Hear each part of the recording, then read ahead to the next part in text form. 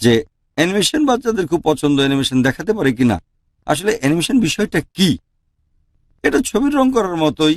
যেমন বর্তমানে ছবির ক্ষেত্রে এটা হচ্ছে অ্যানিমেশন দিয়ে করা হচ্ছে, কিন্তু সাধারণ নিয়মে ভাস্কর্য রং করা, মূর্তি পূজা রং করা এই বিষয়টা হারাম সাধারণ নিয়মে। কিন্তু মানুষকে প্রাকৃতিক রঙে বা জীবন্ত কিছু যেমন পশু পাখি ইত্যাদি বা কোনো স্থাপত্য ভাস্কর্য ইত্যাদিতে অ্যানিমেশনের বিষয়ে অনুমতি আছে।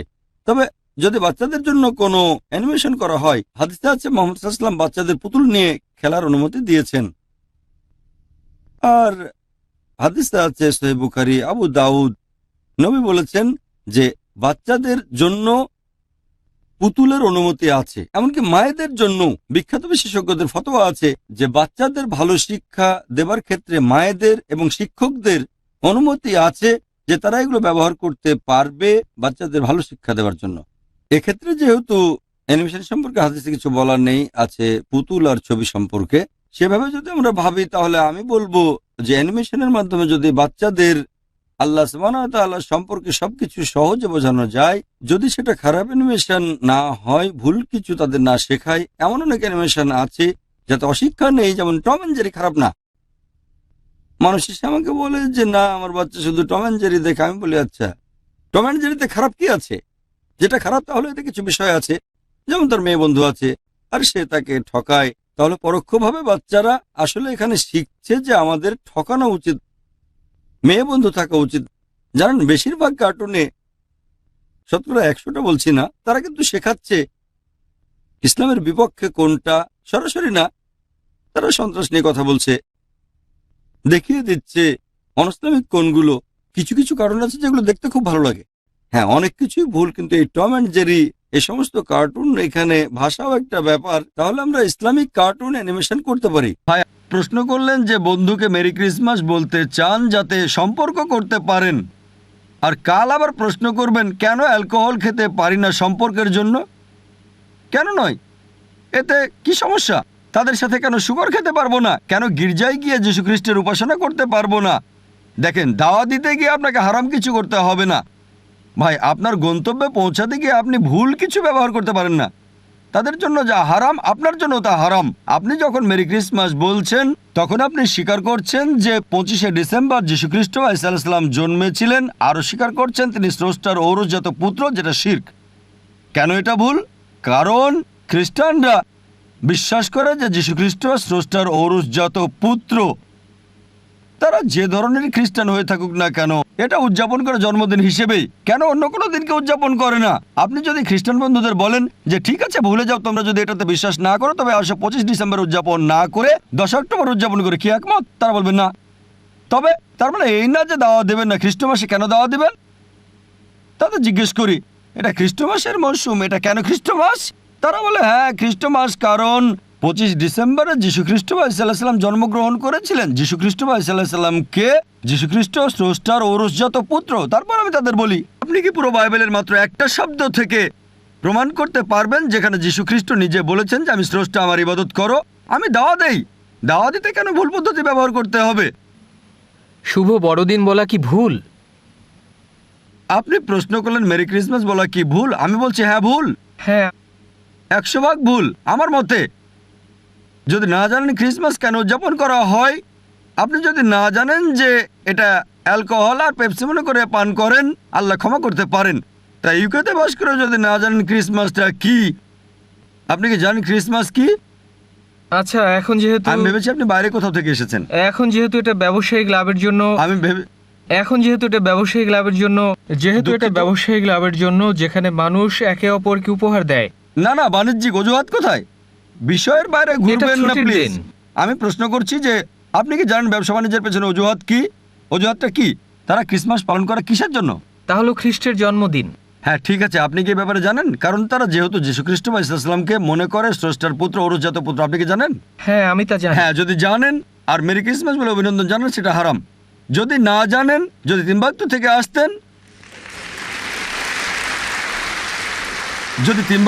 আসতেন, এবং জানতেন না আর না জেনে শুভেচ্ছা জানাতেন, আল্লাহ হয়তো ক্ষমা করতেন। যদি না জানেন এটা অ্যালকোহল এবং পেপসি মনে করে পান করেন, আল্লাহ ক্ষমা করতে পারেন। আর যদি জানেন এবং মনে করেন সম্পর্ক তৈরি করবেন, তাহলে আপনি কি করছেন জানেন? আপনি আপনার স্থান জাহান্নামে তৈরি করছেন।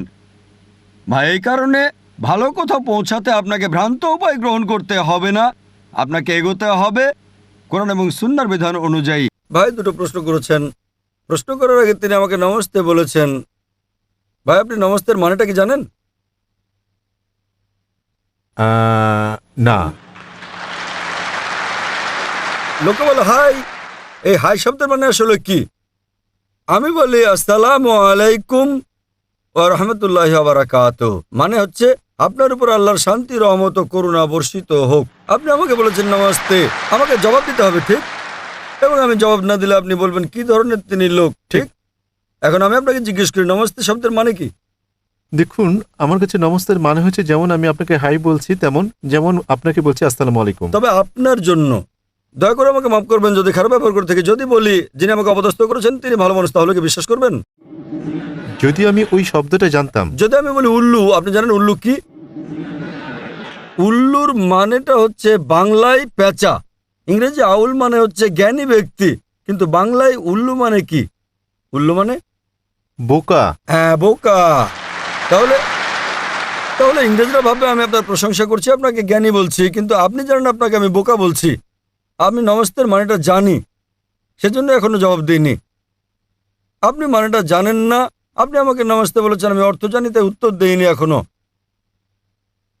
নমস্তের মানে হচ্ছে সংস্কৃত ভাষার শব্দ ইধাম নামামে থেকে এটা এসেছে, মানে আমি আপনার কাছে নতজানু হই। আপনি কি আমার কাছে নতজানু হতে চান? অবশ্যই আপনি তার কাছে নতজানু হতে পারেন যার অনেক জ্ঞান আছে। ঠিক আছে, আপনার মতে জ্ঞানী ব্যক্তির কাছে নতজানু হওয়া যায়, কিন্তু কোরআন অনুযায়ী এবং ইসলাম ও বেশিরভাগ ধর্ম অনুযায়ী আপনি সর্বশক্তিমান ঈশ্বর ছাড়া আর কারো কাছে মাথা নত করতে পারেন না।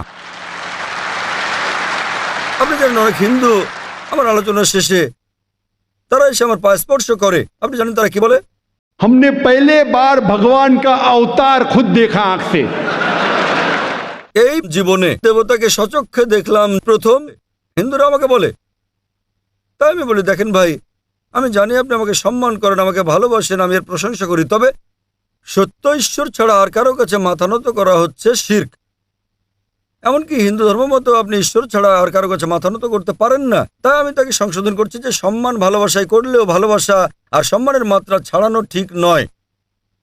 যখনই মাত্রা অতিক্রম করবেন তখনই তা শিরক, ঈশ্বরের শরীক সাব্যস্ত করা। পরে অনেক হিন্দু আমার কাছে এসে আমাকে অনেক প্রশংসা করেছে, তারা আমাকে ঈশ্বরের কাছাকাছি নিয়ে গেছে। আমি বলি আমি দেবতা নই, আপনারা কেবল সর্বশক্তিমান ঈশ্বরের কাছে মাথা নত করতে পারেন। আমি বলি জ্ঞান হলো ঈশ্বরের দান, এটা ঈশ্বরের দান। তাই যখন আপনারা আমাকে দেখেন তখন বলতে পারেন মাশাআল্লাহ। মাশাআল্লাহ মানে আল্লাহর যেমন ইচ্ছা, মানে আমার চেষ্টা সর্বশক্তিমান ঈশ্বরের ইচ্ছার কারণে, অন্যথায় আমি তো তোতলা ছিলাম। সেজন্যই নমস্তে ইসলামের বিপক্ষে আর প্রকৃতপক্ষে হিন্দু ধর্মগ্রন্থেরও বিপক্ষে। যদিও কিছু পণ্ডিত বলেন যে ইধাম নামামে হতে পারে প্রশংসা হোক, প্রকৃত অর্থ আমি তোমার কাছে মাথা নত করি। ইসলামে আসসালামু আলাইকুম, আপনার উপর শান্তি বর্ষিত হোক। আপনি যখন খুশি যে কোনো জায়গায় বলতে পারেন এটা। ইংরেজিতে আমরা বলি গুড মর্নিং, মুষলধারে বৃষ্টি হলেও আমাদের বলতে হবে গুড মর্নিং। লোকটা হয়তো স্ত্রীর সঙ্গে ঝগড়া চলছে, তাও কেউ হয়তো বললো গুড মর্নিং, তাকেও বলতে হবে গুড মর্নিং, অথচ তার মন বলছে এমন মর্নিং যেন জীবন আর না আসে, তবুও তাকে বলতে হচ্ছে good morning, good evening, good night. তাই ইসলাম ধর্মে উত্তম হচ্ছে আসসালামু আলাইকুম, আপনার উপর শান্তি বর্ষিত হোক। আর আমি এটা কামনা করি কারণ কোরআন বলছে সূরা নিসা অধ্যায় নম্বর 4 আয়াত নম্বর 86, যদি কেউ তোমাকে সৌজন্যমূলক অভিবাদন জানায় তাকে আরো বেশি সৌজন্য দেখাও। অর্থাৎ কেউ তোমাকে সৌজন্য দেখালে তাকে আরো বেশি সৌজন্য দেখাও, অথবা কমপক্ষে সে যতটা দেখিয়েছে। তাই আপনাকে বলছি আসসালামু আলাইকুম ওয়া রাহমাতুল্লাহি ওয়া বারাকাতুহু, আল্লাহর শান্তি ও রহমত বর্ষিত হোক আপনার উপরে। ভাই ওয়ালাইকুম আসসালাম। ফিরে আসছে আপনার প্রশ্নে। আপনার প্রথম প্রশ্ন ছিল আপনি করেছেন যে আপনার হবু স্ত্রী না আপনার স্ত্রী? আমার স্ত্রী। তাহলে ইতিমধ্যে থেকে বিয়ে করেছেন, ফাইন। আপনার স্ত্রী আপনাকে আমার লেকচারে না আসতে বলেছেন কারণ আমি শিয়াদের বিরুদ্ধে, কিন্তু তবুও আপনি তার কথা শোনেননি। আপনি আমাকে অনেক পছন্দ করেন, আমি এর প্রশংসা করি, তবে তবে আপনি কি জানেন কেন শিয়া শব্দটি কোনো জায়গায় নেই কোরআনে? দেখুন, শিয়া সুন্নি এসব কোরআনে নেই। কোরআনে বলা হচ্ছে সূরা আলে ইমরান অধ্যায় নম্বর 3 আয়াত নম্বর 103, वातसिमु बिहब्लिल्लाहि जमिअन वला तफरकू। আল্লাহর হাতলকে শক্তভাবে ধারণ করো এবং বিচ্ছিন্ন হও না। আমাদের মুসলিমদের দৃঢ়ভাবে আল্লাহর হাতলকে ধরতে হবে এবং আমরা পরস্পর বিচ্ছিন্ন হব না। এবং সর্বশক্তিমান আল্লাহ কোরআনে বলেছেন সূরা আনাম অধ্যায় নম্বর 6 আয়াত নম্বর 159 যে হে নবী, যে ইসলাম ধর্মের বিভক্তি সৃষ্টি করে তার ব্যাপারে আপনার কিছুই করার নেই। আল্লাহ তার বিষয়টি দেখবেন শেষ বিচারের দিনে। তাই ইসলাম ধর্মে বিভক্তি সৃষ্টি করাটা হচ্ছে নিষিদ্ধ। সুতরাং যে ইসলাম ধর্মে বিভক্তি সৃষ্টি করে সে কোরআন এবং সুন্নাহর বাইরে চলে গেল। আপনি আপনার স্ত্রীকে বলুন, ডক্টর জাকির নায়েক বলেছেন শিয়া সুন্নি বলে কোনো কথা নেই। কোরআনে বলা হয়েছে अतिउल्लाह अतिउर रसूल। আল্লাহ এবং তার রাসূলের অনুসরণ করো। আমাদের কি করতে হবে? আমাদের মেনে চলতে হবে কোরআন এবং সহিহ হাদিস, নবী মুহাম্মদ সাল্লাল্লাহু আলাইহি সাল্লামের সহিহ হাদিস। এবং একটা লেভেলে আপনি দিতে পারেন মুসলিম। তাই আমি নিজেকে শিয়া সুন্নি বলি না, আমি নিজেকে বলি মুসলিম। তো আপনি আজ আপনার স্ত্রীকে বলুন আমি ডক্টর জাকির নায়েকের সঙ্গে সাক্ষাৎ করেছি, তিনি নিজেকে বলেছেন মুসলিম। আর আমি না সুন্নিদের বিপক্ষে না শিয়াদের বিপক্ষে, আমি বলি সবাই মুসলিম। যে নামেই তারা নিজেদেরকে বলুক না কেন, আল্লাহ এবং রাসূলের দিকে ফিরে আসুন। যখন আমি জবাব দেই কিছু কিছু মুসলিম হয়তো তারা কোরআন এবং সুন্নাহ বিরোধী কিছু মেনে চলেন, তারা বিরক্ত হতে পারেন। তাই আপনার স্ত্রীকে জিজ্ঞেস করুন তুমি কি কোরআন সুন্নাহ বিরোধী কিছু মেনে চলো? যদি না চলো তো ডক্টর জাকির নায়েককে ভয় পাও কেন? যদি তাই হয় হ্যাঁ, তাহলে সংশোধন হতে হবে এবং কোরআন সুন্নাহর পথে আসতে হবে। জাকির নায়েক যা বলে তা মানতে হবে না। জাকির নায়েক ইসলামে জিরো। अतिउल्लाह अतिउर रसूल। আল্লাহ এবং তার রাসূলের পথ অনুসরণ করো। তাই আপনার স্ত্রীকে বলুন তিনি কোরআন এবং সহিহ হাদিসের বিপরীতে যদি কিছু অনুসরণ করে থাকেন তাহলে তাকে সংশোধন করতে হবে, তার নিজেকে মুসলিম পরিচয় দেওয়া উচিত, কারণ শিয়ার কথাটা কোরআনে কোথাও উল্লেখ নেই। তবে আমি প্রশংসা করি যে আপনি আপনার স্ত্রীকে ভালোবাসেন কিন্তু আমাকেও ভালোবাসেন, মাশাআল্লাহ। তাই আপনি আমার লেকচার শুনতে এসেছেন। এবার আপনার দ্বিতীয় প্রশ্নে আসি যে কেন ঈশ্বর আমাদেরকে সৃষ্টি করেছেন এবং ঈশ্বর কেন আমাদের কাছে উপাসনা চান, কেন তিনি জীবজন্তুদের উপাসনা চান না, ঈশ্বর কেন আমাদের উপাসনা চান, এই সংক্রান্ত প্রশ্নের জবাব ইতোমধ্যে আমি দিয়েছি। আমার মনে হয় আপনি দেরিতে এসেছেন, আমি জানি না। যে আমরা ঈশ্বরের উপাসনা করি, আমরা তার প্রশংসা করি। লোকেরা আমাকে প্রশ্ন করে কেন আমি বলি আল্লাহু আকবার, কেন আমরা ঈশ্বরের প্রার্থনা করি। আমি বলি দেখেন, ইসলাম ধর্মে আমরা ঈশ্বরের প্রার্থনা করি বা না করি তাতে আল্লাহ সুবহানাহু ওয়া তাআলার কিচ্ছু এসে যায় না। যখন আমি বলি আল্লাহু আকবার, আল্লাহ মহান, তিনি আগে থেকেই তো মহান। আমি আল্লাহু আকবার বললে তিনি মহান হয়ে যাবেন না? তাও কেন আমরা বলি? আপনি জানেন কেন বলি? কারণ যখন আমি কারো প্রশংসা করি, যখন আমি কাউকে মহান বলি, সেটা একটা মানবিক প্রবণতা যে আমি চেষ্টা করি তার নির্দেশ মেনে চলতে। তাই আল্লাহর প্রশংসা করার কারণ এটা নয় যে তিনি বড় হয়ে যাচ্ছেন যখন আমরা তার প্রশংসা করছি। যে মুহূর্তে আমরা তার প্রশংসা করি সেই মুহূর্তে কোরআনের দেওয়া তার নির্দেশ পালন করি আমরা।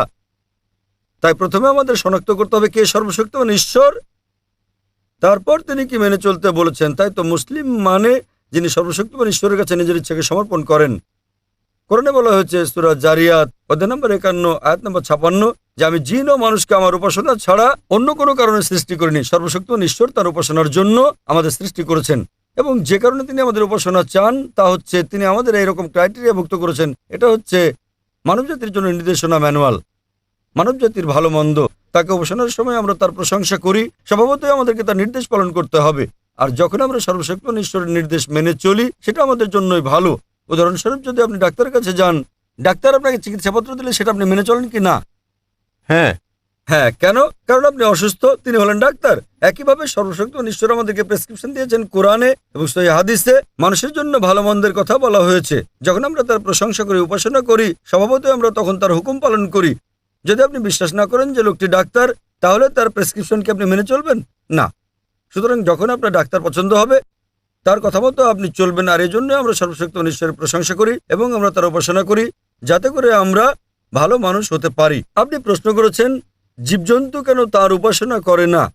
আমাদের প্রিয় নবী মুহাম্মদ সাল্লাল্লাহু আলাইহি সাল্লাম তিনি বলেছেন যে ইসলামে অন্য সকল সৃষ্টি শুধুমাত্র জিন ও মানুষ ছাড়া তাদের ইচ্ছা স্বাধীনতা নেই। অন্যান্য সৃষ্টির কোনো ইচ্ছা স্বাধীনতা নেই, ফেরেশতাদের ইচ্ছা স্বাধীনতা নেই, প্রাণীদের ইচ্ছা স্বাধীনতা নেই। এরা সবাই সর্বশক্তিমান ঈশ্বরের উপাসনা করে। প্রাণীকুল, গাছপালা, পাহাড় পর্বত সবাই সর্বশক্তিমান ঈশ্বরের উপাসনা করে। এদেরকে আরবিতে বলা হয় মুসলিম। জিন ও মানুষ আমাদেরকে সর্বশক্তিমান ঈশ্বরের ইচ্ছার স্বাধীনতা দিয়েছেন। আমরা তাকে মানতেও পারি, নাও মানতে পারি। সর্বশক্তিমান ঈশ্বর আমাদের সৃষ্টি করেছেন কারণ কোরআনে উল্লেখ করা হয়েছে যে আল্লাহর সেরা সৃষ্টি হচ্ছে মানব জাতি।